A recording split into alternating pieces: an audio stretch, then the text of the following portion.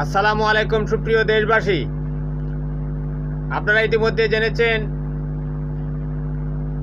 জিয়াউদ্দিন এবং মুখলেস কোটি কোটি টাকায় বিক্রি হয়ে যাচ্ছে।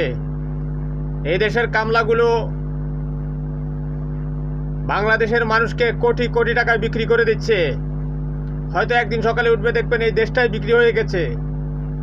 টাকা দিয়ে যেরকম ফতিতা কেনা হয়, ঠিক এই দেশের কামলাগুলোকে টাকার বিনিময়ে কেনা যায়।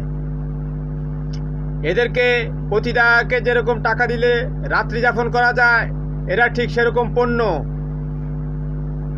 দুঃখের সাথে জানানো যাচ্ছে যে এই পতিতাগুলো কখনোই এই দেশের জন্য, এদের ছেলেমেয়েরা সবাই বিদেশে পড়াশোনা করে, এই দেশের জন্য তারা কখনো রক্ত দেওয়ার জন্য আসে না। এরা ভোগবিলাস করার জন্য আসে। ভারত থেকে শেখ হাসিনা 200 কোটি টাকা দিয়ে সজীব